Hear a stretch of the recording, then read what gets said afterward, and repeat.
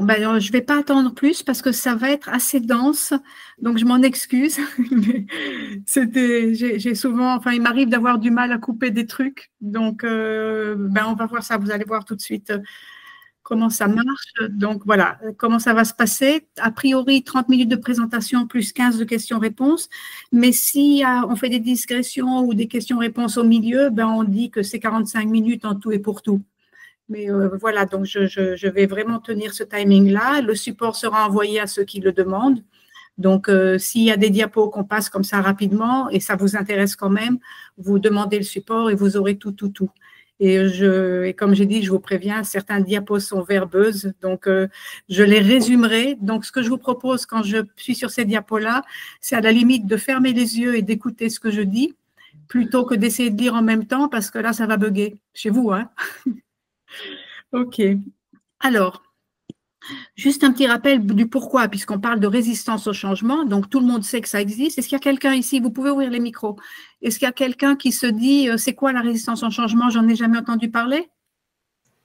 Bon, donc ça vous parle. Alors, tout le monde ça connaît ce truc. Mais en fait, on le prend pas vraiment en compte. Et c'est bien dommage parce que le besoin de changer, il est permanent. Donc, pourquoi on est obligé de changer? C'est pas juste est-ce qu'on a envie, on est obligé parce que le monde autour change et ce qui marchait à un moment donné, ben, ne marche plus maintenant. Et si ça marchait pas avant, ben, ça risque de marcher encore moins. Alors, sur un malentendu, ça peut tout d'un coup marcher, mais bon, il faut pas trop se fier à ça. Et les changements, on n'y peut rien pour certains d'entre eux. Dérèglement climatique, ça va nous obliger à changer à peu près tout ce qu'on fait, à la fois ce qu'on fait et comment on le fait. Donc déjà ça, c'est tout de suite une raison majeure. Mais la robotisation, la concurrence, la dématérialisation, l'arrivée des IA, et puis même simplement l'obsolescence des choses. Vous voyez, quand vos chaussures sont usées, vous allez en changer. Alors vous allez dire, c'est pas un gros changement, mais il faut se réhabituer. Hein. Une nouvelle paire de chaussures, ben, ça fait un petit peu mal aux pieds parfois. Donc vous voyez, il y a des changements, petits ou grands, mais il y a des changements. Donc en 95, la Harvard Business Review avait fait une étude là-dessus et ils ont sorti comme résultat que seuls 30% des changements organisationnels réussissent, ce qui n'est pas énorme. 11 ans plus tard, McKinsey a fait une étude, ils sont arrivés à un résultat complètement différent avec un taux d'échelle de 70%, taux d'échec. Donc du coup, c'est exactement pareil, donc ça n'a rien changé.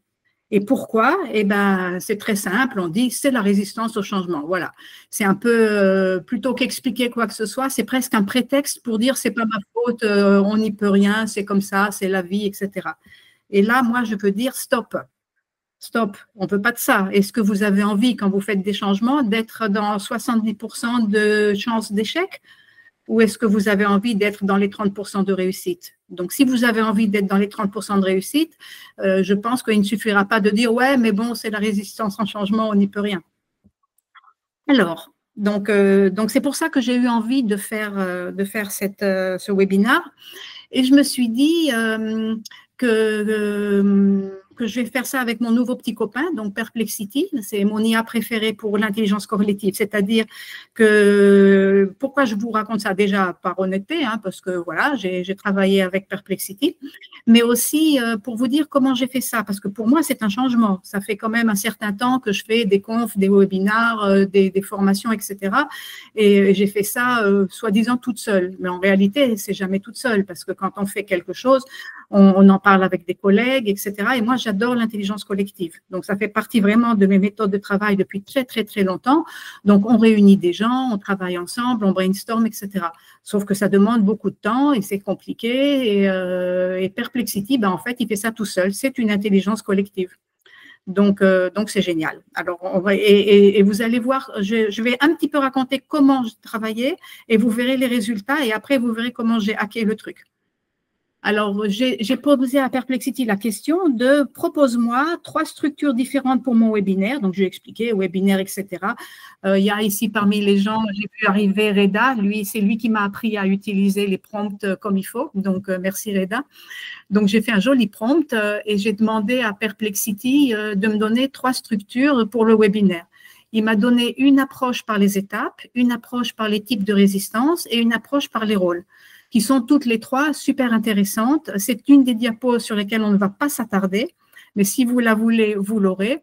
Et pour chaque fois, il m'a proposé de vous faire des exercices interactifs, donc d'identifier à quelle étape vous êtes pour trouver ensuite une stratégie qui marche par rapport à chaque étape. Donc, c'était plutôt sympa. Et j'étais en train de partir sur cette piste-là en passant par les résistances. Alors, si vous pensez que je parle trop vite, n'hésitez pas à ouvrir le micro en disant « Oups, c'est trop rapide ». Mais sinon, je vais continuer sur ce rythme. Donc, je continue. Donc, résistance logique, ça veut dire que c'est dans la tête que ça se passe. On ne comprend pas les raisons du changement ou les bénéfices attendus, ou on n'y croit pas, ou ça coûte trop cher. Enfin bref, il faut des explications. La résistance psychologique, ça vient des tripes. Hein. On sait ce qu'on perd, mais on ne sait pas ce qu'on va gagner. On ne sait pas si on va retrouver une nouvelle place. Donc, c'est le cœur. Et la résistance sociologique, c'est on a des habitudes, on travaille d'une certaine manière, la culture de l'entreprise, c'est ceci ou cela. Donc, ça se passe dans son écosystème. Et j'aimais bien. Donc, je me suis dit, là, j'ai une piste qui me plaît et qui n'est pas bateau, quoi, parce que les changements le modèle Kubler-Ross, je connais bien, les rôles, je connais bien, et je me dis d'autres aussi, donc c'est moins intéressant. Il m'a sorti ce paradoxe qui m'a beaucoup plu aussi, et du coup, je le garde. Donc, plus une organisation tente d'être rationnelle, plus elle risque de devenir irrationnelle face au changement. C'est le paradoxe de l'over-engineering. Et il se manifeste quand les entreprises s'accrochent à des processus et des structures rigides au nom de l'efficacité et de la prévisibilité. Or, contre-intuitivement, c'est souvent l'apparente irrationalité qui catalyse l'innovation et le changement. Et alors, j'ai rodé un peu ce webinaire avec quelques personnes et il y en a une qui m'a dit « Oui, mais tu parles d'évolution, d'innovation, on ne sait pas trop de quoi tu parles. » Donc, c'est très simple en fait. On est dans une situation A et on veut arriver à une situation B. Alors, ça peut être un petit changement, un grand changement, une évolution ou une innovation. On parle de la résistance au changement, quelle que soit l'ampleur, le périmètre ou la nature du changement. Donc contre-intuitivement, c'est souvent l'irrationalité qui fait que ça marche. C'est intéressant comme paradoxe.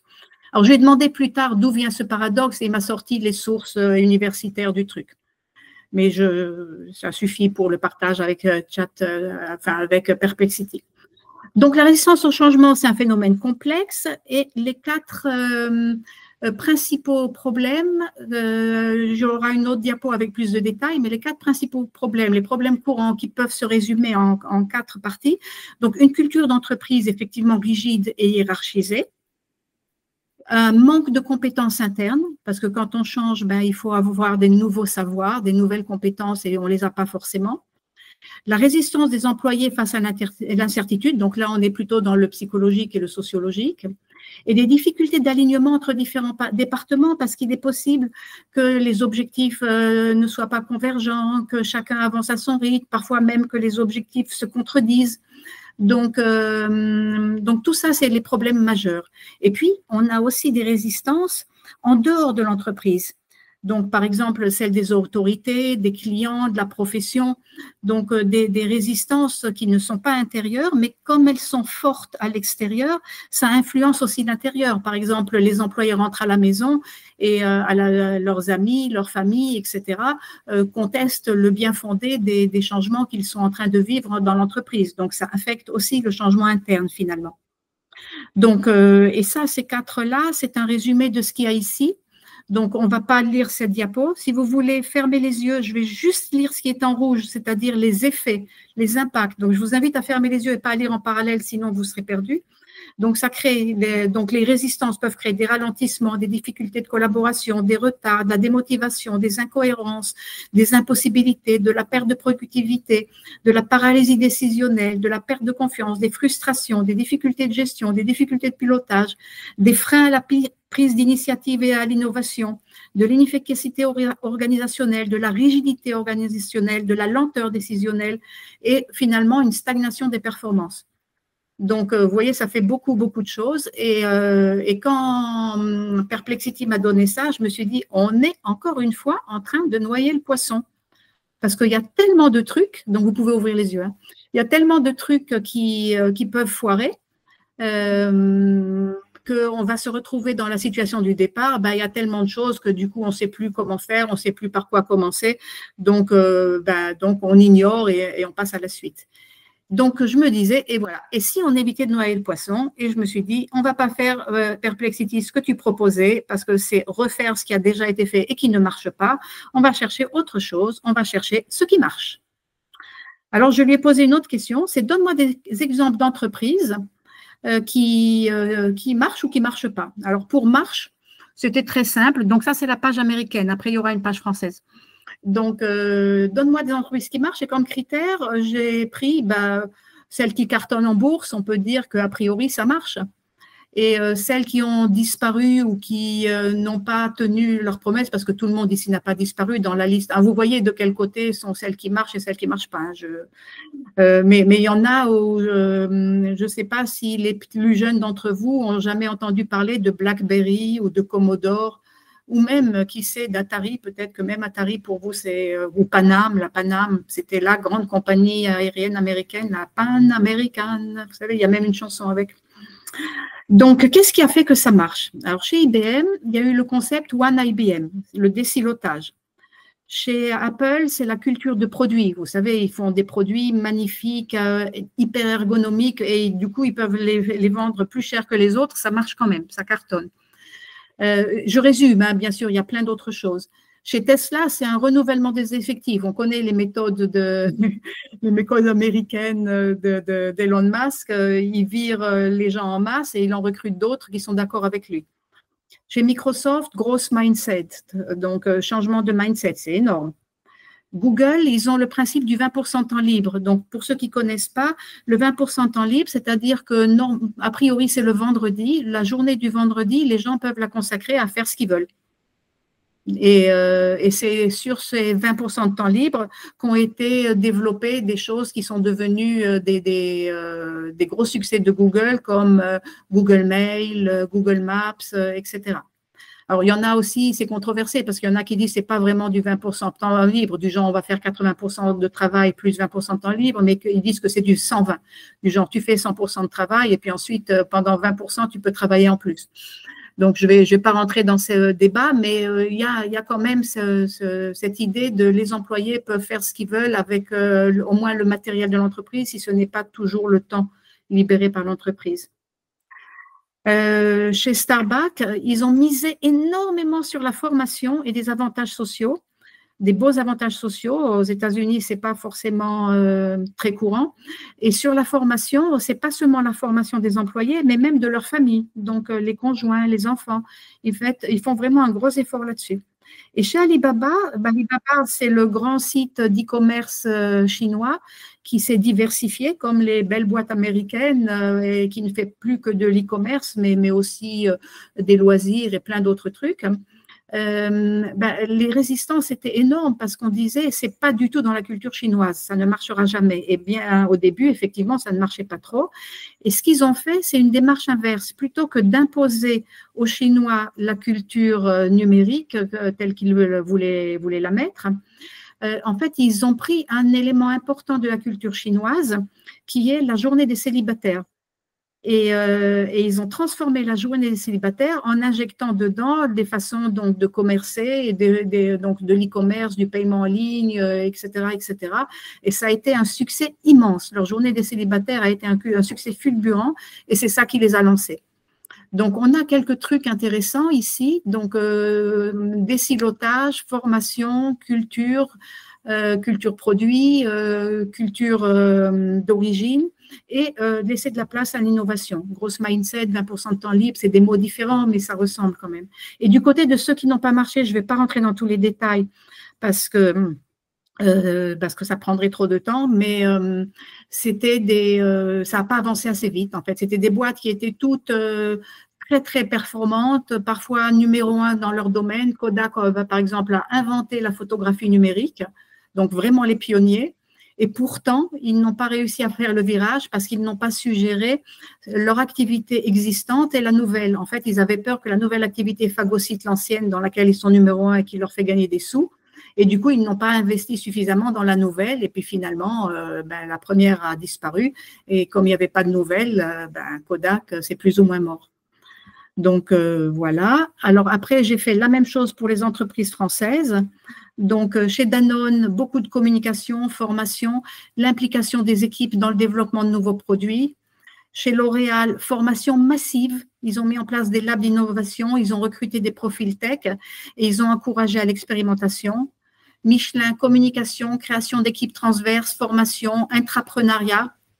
Carrefour, formation massive, une grosse réorganisation et d'encouragement à l'innovation locale.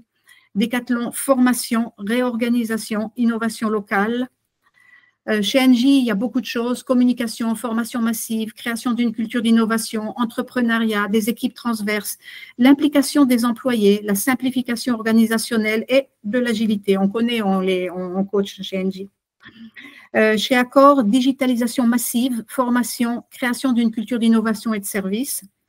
Et chez Pernod Ricard, formation, décentralisation pour favoriser l'agilité locale et la création d'une culture d'innovation. Donc, vous voyez, on est de nouveau dans à peu près les mêmes recettes qui marchent, avec beaucoup plus d'accent en France sur la formation. Très important, donc, la formation. Et ce qui ne marche pas, rigidité organisationnelle, manque d'innovation, sous-estimation des risques, manque de transparence, fusion ratée chez Alcatel-Lucent, résistance à la digitalisation, à la Fnac Darty, donc du genre, nos magasins, ça marche très bien en magasin, mais qui voudra acheter des machines à laver par correspondance, enfin, sur Internet. Chez Tati, alors peut-être qu'il y en a qui ne connaissent pas, mais c'était la première marque, ils ont inventé un peu les vêtements discount. Ben, manque d'investissement, manque d'innovation. Chez Auchan, alors ce n'est pas que Auchan n'existe plus, hein, mais ils ont perdu beaucoup d'argent. Là où Carrefour, justement, a très bien pris le virage de la transfo, chez Auchan, il y a un management familial rigide qui a fait que ça n'a pas trop pris et ils ont dû vendre pas mal de magasins. Caddy a fermé ses portes définitivement il y a quelques mois, après plusieurs rachats successifs, à cause d'un management rigide et la perte des talents qui ont fait la renommée de l'entreprise. Vous savez, Caddy, hein, les chariots de supermarché, c'était tellement numéro un que le mot Caddy est rentré dans le dictionnaire. Moulinex, manque d'agilité managériale et manque d'innovation. Conforama, résistance aux nouvelles technologies. Donc, du coup, résumer un peu, quelles sont les recettes gagnantes? Alors, il y en a 8. Ce qui est encore une diapo un peu verbeuse. Donc, leadership visionnaire, je lis que le rouge, hein, leadership visionnaire, la formation, on a vu, super, super important. Une communication claire et constante, donc claire et constante. Donc, pas on communique une fois et puis après on se dit c'est fini. Il faut communiquer tout le temps. Une approche pragmatique et itérative. Donc, c'est souvent lié à l'agilité, hein, parce que c'est un peu le principe général de l'agilité. L'implication des employés, la culture de l'innovation, l'alignement des incitations, ça c'est une particularité d'IBM, mais peut-être que d'autres l'ont fait aussi, c'est-à-dire que plutôt que d'avoir des incentives individuels, on le fait sur la collaboration et l'innovation. Et la gestion des talents. Alors, derrière le truc d'IBM, hein, ce n'est pas le fait qu'ils ont changé les incitations. Ça, c'est quelque part la manière dont ils ont fait, c'est le moyen. Le truc important, c'est promouvoir la collaboration et l'innovation. Et la gestion des talents. Donc, alors, encore une fois, c'était trop. Donc, je résume. Donc, à court terme, alors avant de résumer, voilà, à court terme, ces approches ont souvent généré un enthousiasme initial et une adhésion rapide au changement, même si opérationnellement, ça va prendre du temps. Mais l'adhésion au changement est rapide quand on le fait bien. Et à moyen terme, ça a permis des transformations profondes. IBM est passé du matériel au service, Microsoft est devenu leader du cloud, Apple a révolutionné la téléphonie mobile et Tesla a carrément transformé complètement l'industrie automobile. Donc, si vous êtes dans une transformation qui génère de l'enthousiasme et tout le monde adhère, vous êtes plutôt candidat aux 30%. S'il n'y a pas trop d'enthousiasme, il n'y a pas trop d'adhésion rapide au changement, vous êtes plutôt a priori candidat aux 70%. Donc, que faire? Donc, voilà un peu mon menu préféré à moi. Donc, on commence par le leadership visionnaire, c'est-à-dire poser justement quelque chose qui donne envie, donc quelque chose d'engageant pour que les gens aient vraiment envie de faire cette transformation. À partir de là, la formation, c'est le pilier, vous voyez, le tuteur, le pilier sur lequel ça peut reposer. Un leadership visionnaire tout seul, ça ne marche pas. On a vu qu'il y avait plein de résistances. Donc, pour surmonter une partie de ces résistances, il faut former massivement. Dans la plupart des exemples gagnants que je vous ai donnés, il y avait de la formation massive. C'est vraiment un ingrédient gagnant. Après, il y a l'implication des employés. Parce que c'est bien beau d'avoir une idée visionnaire et de savoir exactement pourquoi on fait la transfo et savoir qu'elle est inévitable et qu'il faut la faire et que c'est génial et que tout le monde va en profiter. Ben, au final, la transformation, elle est faite par les employés. Ce n'est pas les dirigeants qui vont faire le boulot. Donc, ils doivent être impliqués. Ils doivent être impliqués tous et à tout moment. Alors, pas toujours tout le temps, mais tous à un moment donné et au moins quelques-uns à tout moment. Et l'approche, ben, c'est l'approche pragmatique et itérative. Donc, c'est ce qu'on appelle l'amélioration continue. Donc, ne pas chercher à arriver tout en haut dès le premier pas, mais avancer pas à pas. Et pour réussir tout ça, parce que la recette, finalement, vous voyez, elle est simple. Hein. La recette, elle tient en enfin, le menu, il tient en 4 plats, leadership visionnaire, formation, implication des employés et une approche pragmatique et itérative.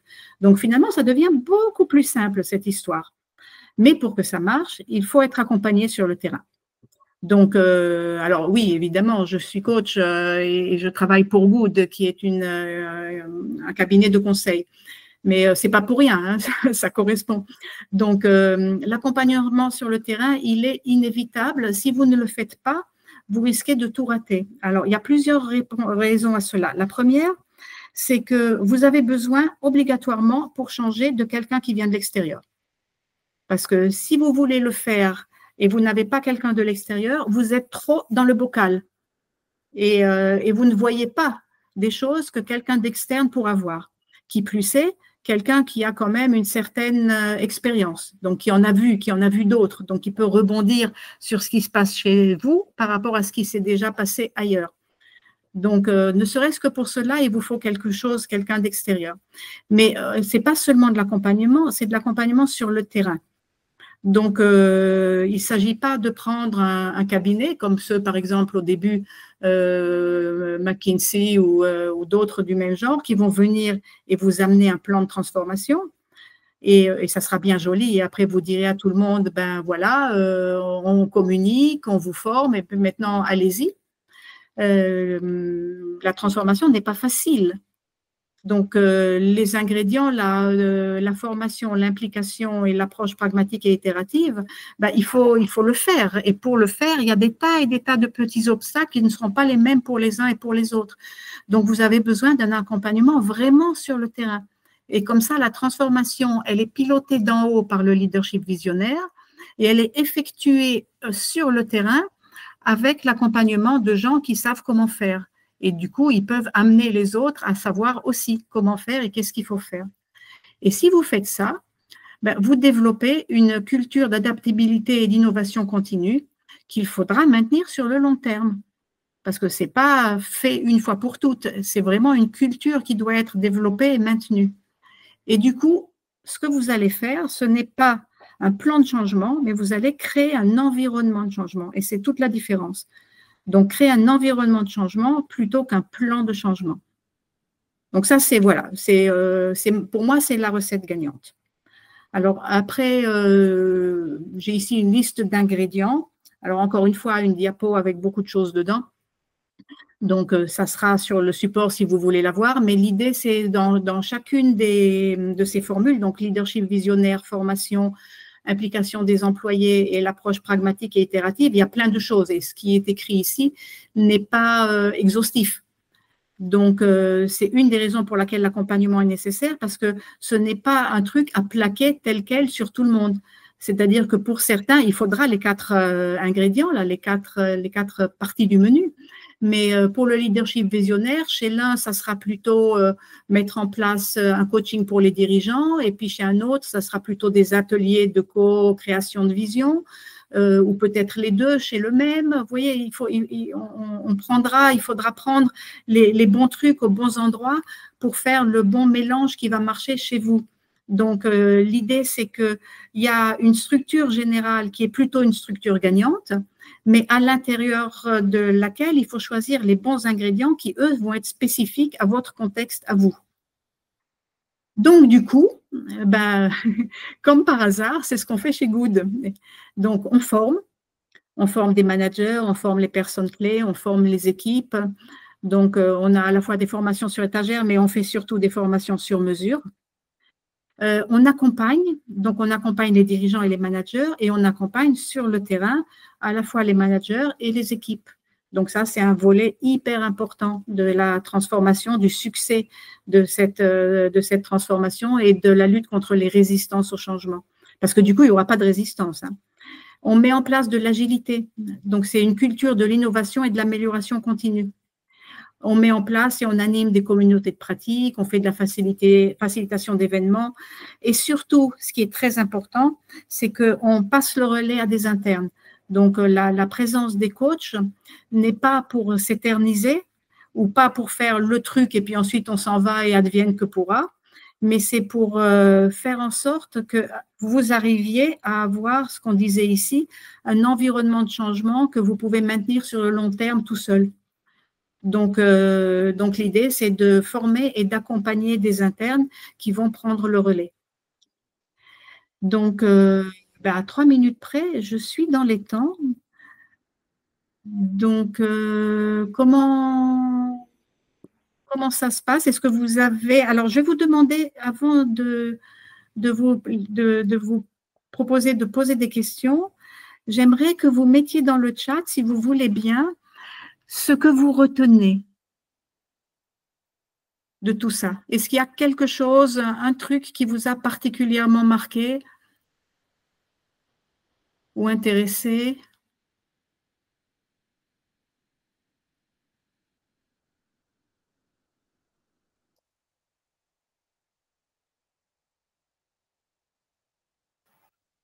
Alors, moi, je cherche le chat. Ah oui, c'est là. Alors oui, il est en bas, oui, c'est ça. Oui, voilà, c'est ça. Donc, j'aimerais si chacun peut mettre quelque chose, ou même à la limite, si rien, vous mettez rien. Donc, la recette gagnante, c'est-à-dire les quatre trucs, là, le leadership, formation, c'est ça? Le leadership visionnaire et l'engagement. Oui. Environnement de changement, oui. L'importance de la formation, effectivement. Les 4 éléments pour structurer. Le paradoxe, j'aime bien.